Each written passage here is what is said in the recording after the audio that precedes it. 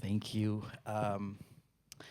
So I was thinking of how to go about having this conversation with both of you. One way would be to sort of start with Irrfan and find our way to Lunchbox, or the other way, which would be to start with Lunchbox and find our way to Irrfan.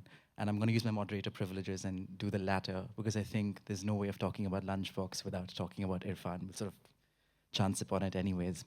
Nimrat, I want to start with you. What a gorgeously lived in performance this is. And when I was reading about the creation of this world and this film and your artistry, Ritesh had said that you lived in this apartment for a few months. You were cooking there. You knew exactly where the spices were. You were doing the choreography. You were explaining to the cinematographer, this is exactly what I'm going to do. I'm going to sort of take the spice here, add this, do that. Can you talk about creating this character of Ila and why you thought it was necessary for her to have this sort of easy access to this world that you were creating over these months of prep? Thank you for that. Firstly, I feel like I'm in a time warp. You know, I remember going to different countries, different film festivals with the movie, and entering a black box kind of a situation. After the film gets over, you're hearing the end credit roll, and uh, the one question that I would be bombarded with was, "What is this end? What does this mean? Do they meet? Do they not meet?" So I was actually feeling a little jittery as I was walking in that, is anyone going to ask that? you know, Do they it's meet? a, I'm sorry. In my world, they do. And I'm a hopeless romantic, so there was no other ending in my mind. But Ritesh would have said every film can't be tied up in a bow. So Is I that am a a bow Ritesh person. accent? Some sort of an accent. He'll hate me for saying this, but anyway, thank you so much for coming out, and it's really nice that everyone's just kind of seen the movie, and there is no lunchbox without the great immortal Irfan sir. There wouldn't ever be any, and the cinematic legacy that he's left us with. I really do feel very fortunate that I'm a part of that, one page of that, very, very epic book. So, well, it just feels a bit odd to talk about my character and things. We're here to celebrate Irfan Sir's work and legacy, but I'll keep it short and sweet. I didn't live in the apartment for many months. I would love to claim that I did. It sounds cooler. But I did go there a lot once the location was finalized. And I did set up the kitchen on my own because I wanted everything to be a certain way and, extremely lived in and felt without really living there. So I set it up, and it was a very cramped apartment in Malad. And all the locations, and if I'm correct about this, were true to what we say they are in the movie. I think was it where was Nawaz's house? If you can Dombivli. help me with that. Dombivli, right? Yeah. Dombivli Yeah, only, yeah. right? Huh. So that was also there. Everything was like true to Bandra lanes. the Bandra lanes. In fact, where Irfan Sir's house is very close to Right next to Birdsong Cafe. Birdsong Cafe now, where we have his mural. It's between Birdsong and where his mural is. That beautiful artwork done by the Bandra Art Project. Anyway, so I had a lot of inspiration from the script, of course. Ritesh was lovely to collaborate with on this. He was so lovely, and the entire feel of the movie, with Guneet coming into the picture when you did. I mean, although we had very few interactions in the beginning, but everyone's heart and mind was in the right place, I think, and that's why the movie was and shall always be as special as it has turned out to be. Even my dear friend Seher Latif, who's no longer among us, the casting director of the movie, even she was, such an instrumental part for me being a part of it. She was the one who dragged, Ritesh out to watch a couple of my plays. And that's how I was cast in the movie. And the process of preparing for the film was actually so languorous and lovely because I had nothing else going on at the time. I was just doing some plays and some advertising work. So I used to keep reading the script, keep trying to figure out what else can I do, and how else can I just bring something new to the part, you know. without many words on the page. So I did handwrite the letters that Irfan sir's character reads in the movie. I did handwrite those. I didn't want them to just be random. Um, so that's about all to my mind and memory. Guneet, when did you come into the picture? Because I remember reading all of these interviews about you saying you all were trying to hustle to get this film to where it is. There was a point at Cannes where you all didn't have money for Irfan's room, and you all were just sort of putting things together. How did you come into the picture of From day one, Lunchbox? day zero. So I met Ritesh at Film Bazaar in Goa in a pitching lab, and it was like a room full of writer directors, and producers would go from table to table, listening to the pitches. And Ritesh was there. He'd come from Doha, and I loved his story. I loved his pitch, and at that point of time, I was running a company called Anurag Kashyap Films, AKFPL. And I was like, okay, let's do it, you know. And that was the same year where I had sold my house to fund Monsoon Shootout, the gap in Monsoon Shootout. And that was a very interesting co-production with the Netherlands and India, with BFI backing out last minute, British Film Institute, and somehow I was in a place where I was like, we have to make this film. And at the same time, Ritesh at that time was putting out a film called The Story of Ram, and it's a beautiful script and a beautiful idea, and that's what we actually signed up for. And it was mentored by Sundance, and and from there, actually, Ritesh and I had really great conversation in Film Bazaar. We both won a grant and were sent to Rotterdam in the producers lab and in the co-production lab there at Cinemat. And I think at Rotterdam, those 10 days, a week or 10 days that we spent doing the labs together, two of those labs, we decided to be director producer. We decided to be a team and figure out how we are going to put this film together. And Irfan's name was always associated with the script, right? Yeah. he was absolutely our idol cast from day one. And it and we did everything under the earth for him to say yes to us. And yeah, he was absolutely the number one choice. And so India, France had done co-production treaty, signed the co-production treaty in 1985. We were the first ones to use it in 2011 and 12 when we were putting this together. We shot it in 2012. 2011 went into structuring the film. It was a lot of work, intense. And as a producer, I actually do a lot of work before going on floor. And on floor, there's nothing for me to do rather than all the professionals do their work. But yes, it was a lot of work, a lot of learning, a lot of first time learnings of structuring a co-production. Not only learning that, but also further, passing on the learning to our investors here. A lot of judgment, a lot of like, kaise hoga, kya hoga.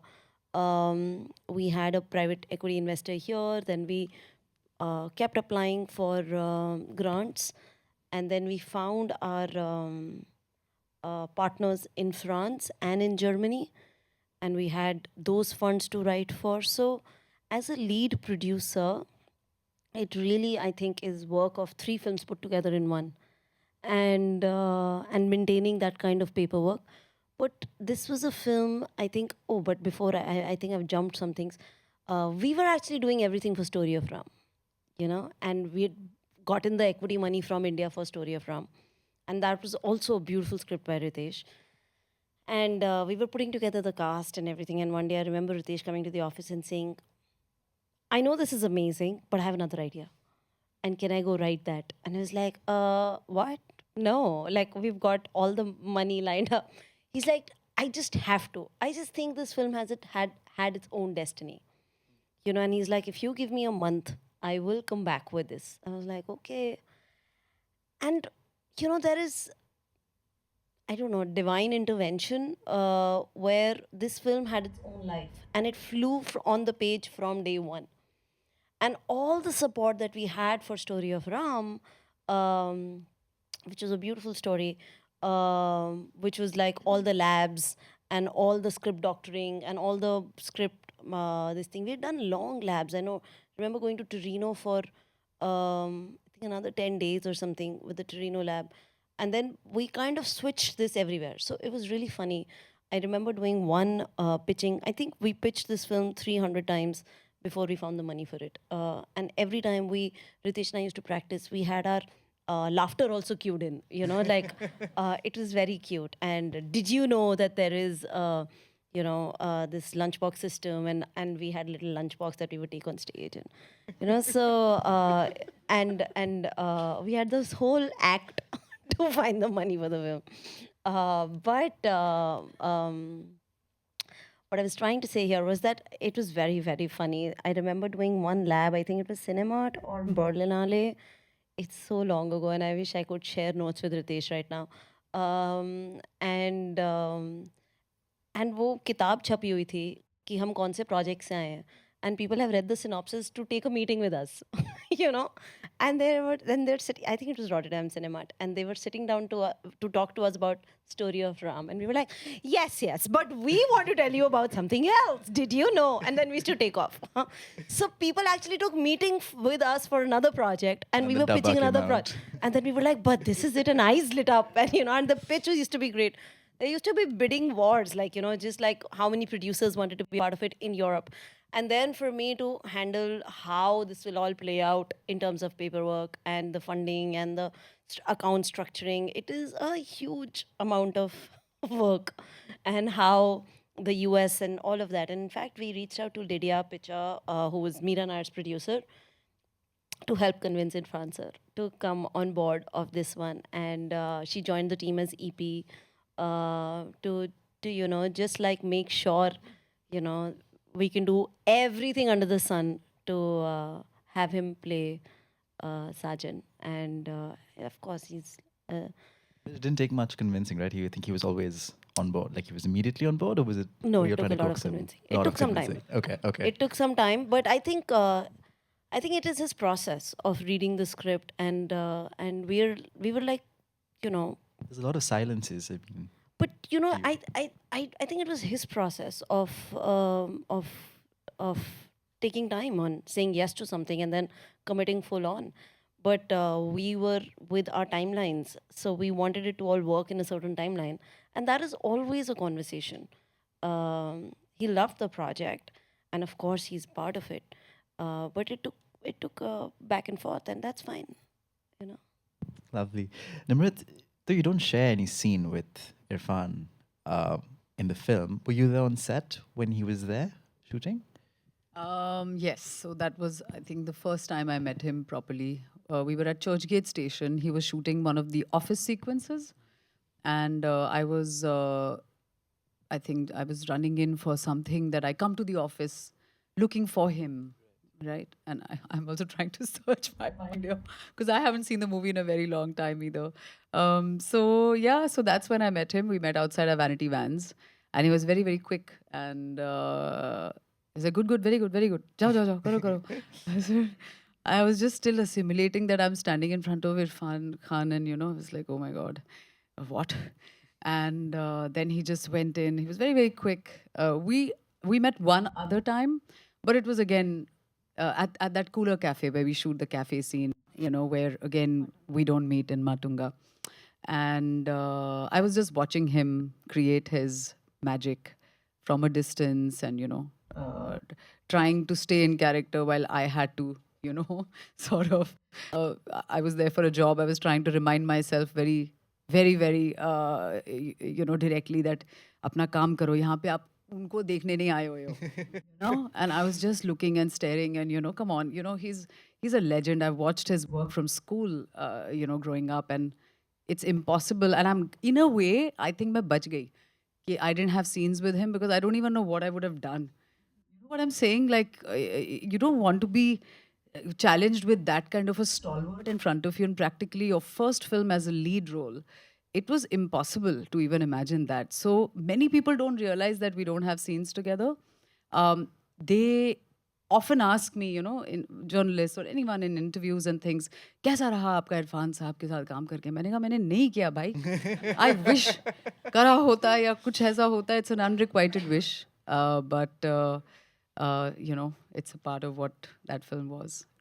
But at Cannes, you all had a lovely interaction where he spoke to you about the nature of success and failure. Do you want to talk a little bit about that? Yeah, that was the time actually when the film premiered in Cannes, and it was a tsunami of love and the audience appreciation. We didn't know what was going on. People would be saying my name from the movie out loud. Ela, Ela, ये सब चल रहा था, on the promenade and whatnot. It was really crazy. तो कुछ तो लग रहा था कि something is happening here. Something extraordinary is at bay. So we were all sitting down, and Guneet, I don't know if you were there that night, but it was Ritesh and Irfan and I, and I think Nawaz was also there. हम लोग सब बैठे हुए थे dinner के बाद, and I'd taken my heels off. I was exhausted. And then I was like, okay, this is really cool. Something fun is going on, So I turned to him, and that was the first conversation I really had with him. And I asked him, I said, how do you handle success? And, so much is happening. He said, you hold on to it. You soak it up, because सारी life struggle है. ये जो 2-3 दिन मजे के आते हैं ना, enjoy it. Just soak it up. मजे करो, खूब enjoy करो, क्योंकि ये नहीं पता कब आएगा दोबारा. He said, वापस जाओगे, फिर struggle, फिर problem, फिर अगला क्या project करना है, इससे बेहतर हो पाएगा कि नहीं. He's like, छोड़ो, भूल जाओ, मजे करो यहाँ पे अभी, enjoy. So in his very light-hearted and an unpretentious manner that he used to speak. I didn't know him, unfortunately, personally well enough. Life didn't give me that opportunity in the coming years, to work again very quickly. We did speak about a couple of other projects, but life is life. So yeah, that's the one thing that I always hold on to. Lovely.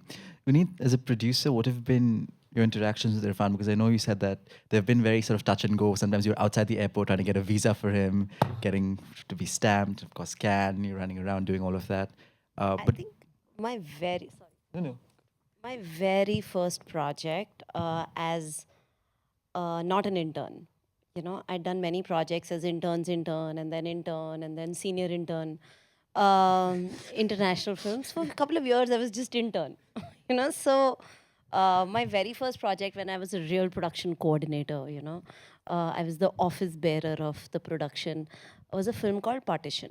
And it was in 2004 or 5, I think. 4 or 5, yeah, 5.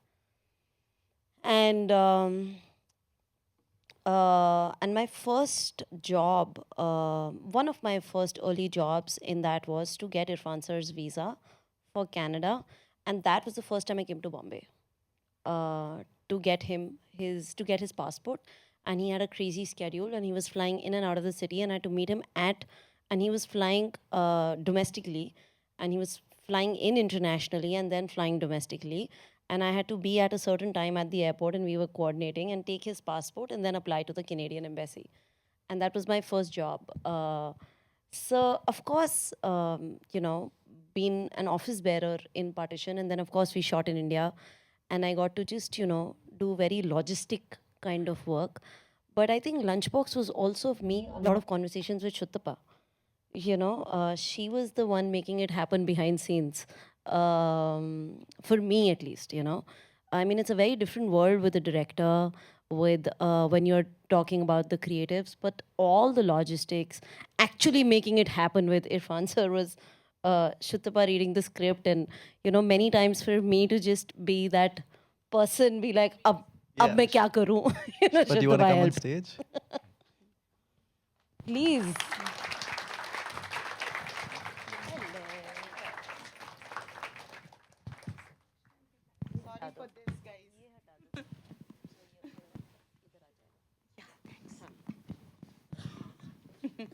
Yes. So tell me, what do you remember? Because of course I remember coming to the Mud Island house many times, having conversation, but it took a while for him to say yes. Yeah, it took a while because he always generally has to like the character, because he was not been able to kind of identify with the age group and everything. So once he got it, then there was no looking back. But yeah, it did take him some persuasion. Yes, I remember. Yeah, yeah, and a lot of persuasion, and I did a lot of antics. What was he nervous about or anxious about or not sure Like I about? said, you're asking an actor to age up, and even Nimrat, you're asking, and it's her first film, so first lead role. So this, and that is the stereotypes that we deal with. And even when we were selling the film after it was made, that is the pushback that I had. There's no songs, there is no sarees flying, Dream and ye sequence. promote bhi kaise karenge picture, so I had stats in front of me, and we literally, and I'm being very honest, we literally didn't have money to go to Cannes. We were selected in Cannes, and then to be able to take everyone there, to be able to have a grand premiere. Yes, we had a sales agent, we were an international co-production, so our PR and those kind of some logistics were managed, but you're trapped. Like, you never budget for Cannes in your day one budget, right? And now where is it coming from? So it was very hard logistically to pull things off, but because in India, I just, so my understanding of film producing is very international. It's like you've made the film, then you show it to the studios. I showed them the film during the script, nobody understood, and then when I showed them after it's made, still nobody understood. And I remember doing screenings in Lightbox for every studio in India, and there were specifically a couple of studios that came with like 35, 40 people, their entire teams. And I remember it used to be 35,000 to host that screening plus food, and I used to just feel like, ye to mana karke ja rahe hai. And I used to just feel like they should pay for it. So it used to be like that. Like, you're a studio, you're watching a film, but every studio in India came, saw, and turned it down. And was just like, and at that point of time, I was like, bas can ke paise de do. Not even anything, we'll figure it out. It was very hard. And then, of course, somehow going to Cannes, hustling, making it happen, finding the money, you know. I did have Anurag as a partner. तो कुछ कहीं से कुछ आकर सबकी टिकटें book करके लेके जाके अपार्टमेंट्स बुक करके सब साथ में रह रहे हैं, ये सब करके जब हम गए वहाँ पर और वहाँ की स्क्रीनिंग की, literally it is the longest, and I want to mention here that I've been in rooms where standing ovations have happened. I've been in rooms where a clap has happened. This was the longest. Like, this was at least 10 minutes of non-stop clapping. And my cheeks were hurting smiling because I was like, "Ab main kya karoon? Kitna smile kare? Thank you, thank you." Looking at everybody, and this was really the longest. Also, as the film was finishing, there were like 50 people who walked out. And Ritesh and I literally looked at ourselves and we were like, "Oh, what is going on? Why are people walking out?" And then, like, 10 minutes of clapping. 10 minutes of clapping is a lot. It's not like 3 minutes, 5 minutes. It was very, very long and extended. And when we came out, it was middle of the afternoon from that theater. We saw our sales agent literally jumping, and he's like, after a decade, there is a bidding war on this film. And the people who walked out were bidding from every territory. And we sold the whole world in literally 48 hours in Cannes minus India. Recovered all our money in Cannes. After a decade, that's happened to me once more time now. It's, that it was magical. It's never happened. It didn't happen on any other titles that we took internationally. This was a co-production. This had, and Ritesh worked so systematically, and it was amazing because he understood co-productions more than I did. For me, it was first time. Navigating co-producers who were all Oscar winners, who were all, much, much 3 times older than me, and their needs, even though they were minority producers, there's a lot to navigate, when, and then so many people have creative say, and they have 30 years of experience, so navigating those edits, navigating, and Sundance held our hand a lot.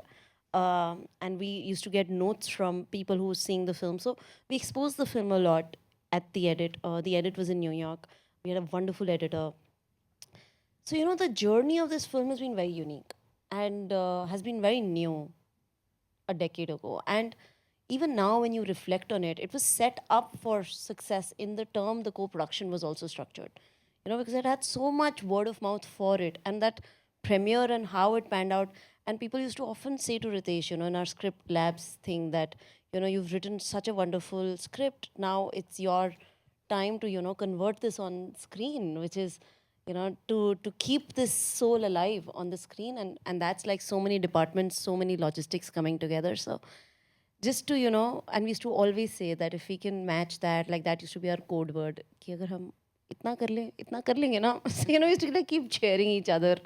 So yeah, even afterwards, the learning of the co-production and bringing it back, explaining it to all the partners was so all first time. So it was intense for me.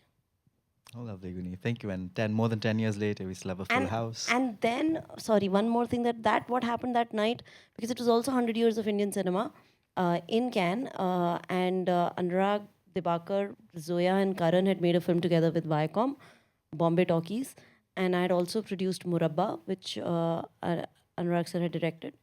And there was a big Cannes dinner, and they were celebrating 100 years of Indian cinema, 2013, and I remember Karan sitting there alone on that dinner table, and I just walked up to him and I was like, "Hi!"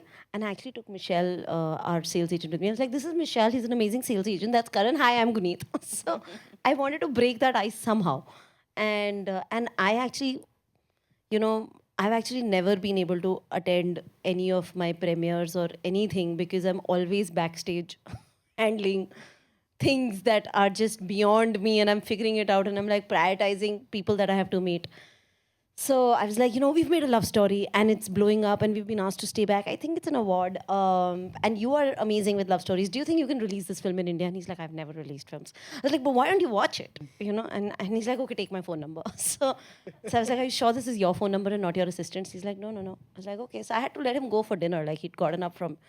So it was very quick. And I remember coming back and texting him. I said, would you still be open to watching our movie? We won the audience choice there. And I sent him like reviews. I was like, "Ye sab review hai, please dekh lo." And he's like, "Okay." And then we did a screening again in Lightbox, and he'd come and he saw it, and he came out that screening with a tear in his eye, and he said, "Can you fall in love with somebody you've never met?" He coined that line, and he's like, "I love it. So tell me what I need to do." And then I structured that, which was the whole how Dharma came on board and promoted it, and I say it in the way it was made accessible in India. I just became an assistant in marketing the film and followed Karan's lead, because to get it to get over that hindrances that we had, ek bhi gana nahi hai, to cutting a trailer on Sergeant and getting those rights, from Venus for the trailer. Right. And sorry, I'm digressing, but I'm a producing geek. So when I used to go to studios, they was like, "Guneet, तुम बहुत अच्छे इंसान हो." Okay, अब मैं बहुत शिद्दत से भी तुम काम करते हो, but let us tell you that in cinemas, people come from the age of 18 to 20, 24, and that is the word of mouth that spreads. Now, 40 plus generation will come only for Raju Rani films or some other Shah Rukh Khan film twice a year. So hence word of mouth will also not spread. So अब film तो तुमने बना ली, अब वो तो तुम पता नहीं उसका क्या करोगे, बट इस पर पीएनए भी डालेंगे तो रिकवर नहीं होगा. So that was the state of affair before going to Cannes. And when we came back from Cannes and we had all our money recovered, and this time we didn't want any money from studios, we just wanted a good release. That's when Karan said, "What are you looking for?" And I said, "A big release." I said, 100 screens तो हम कर लेंगे एक FPL पे. I want 500 screen release. And how will that happen is what you have to help me navigate. And then he thought about it, and I think I learned a lot in marketing Lunchbox and taking it and making it accessible and making it the word of mouth that it became in India. A lot of credit of that goes to Dharma. And the making of the film, and of course, the international success has been a separate journey. India not putting it out there as an entry to the Oscar was a huge deterrent, because Sony Picture Classic would have marketed it and taken it all the way, And there was a bidding war between US buyers for the film. And with that not happening, they were like, okay, then. So they pick up those classics around the world, and if anything gets nominated from the country, then they put a lot of might behind. So then they were like, okay, then let's not in this season. We'll put it out in December, and it released in 2 cinemas, one in New York and one in LA, and it went from 2 cinemas to I think 250 cinemas in week 15, and it became the highest box office film of foreign language because the film was so amazing and everybody in the film was so amazing. So, and of course Irfan sir and his legacy, his illustrious international career. And it put us on the world map, all of us. You know, the film has given us a lot in our careers, definitely. Given us also as spectators so much. Sutapa, you were very involved with Irfan's career, creatively and otherwise. Can you take us through that moment in 2012 when you all were shooting this? What were the conversations you all were having? Do you remember with the script? What were your impressions of the script, of the film that was being sculpted? Yeah, see, what happens is Lunchbox is a film which is lot of things are unsaid in the script. And that's the beauty, and that's when I say, when I am pretty mighty, humbly proud of my husband, is that he can translate those, in between things. And an actor need not express it that I'm doing this thing now, I'm mentally preparing things. So he never shared his process that way. But he has, we kept laughing reading the script. So we know if we are laughing reading the script, he has to translate that for the audience, right? Because we are just two of us. And so I think he used to take scripts as a challenge to always and always for the audience. They should feel the same thing what I am feeling reading the script. So that has always been his intention. And what's beautiful in this is it's so interesting that the heroine and him, they don't meet, right, ever once. So there's such a strange, true kind of a love story between Sajan and Nawaz, which is like really constant. You know how they evolve, how their arc evolves, and there is this relationship where they don't meet. It's completely silent in that sense, and it evolves. So it's beautiful. If you look at Lunchbox, and every time I see it, I have seen it many, many times. And today also I saw it in spite of seeing it so many times.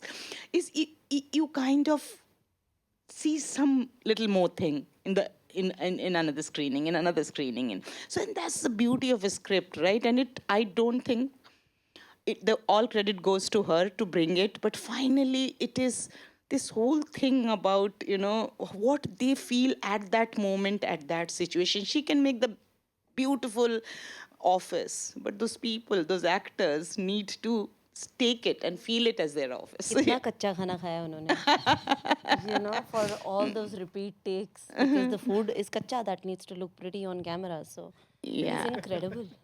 Yeah, and I think Nawaz, unfortunately, is not here, but I really feel this film of Nawaz with Irfan as a chemistry worked best for me for all his films. Just as a chemistry between two co-actors, I think this was amazing. This was hilarious and nice and amazing. Nimrat, Guneet, Sutapa, thank you for Thank your you so artistry, your much. time, your Thank you. presence. Thank you, Really everyone. appreciate it. Thank you, everyone.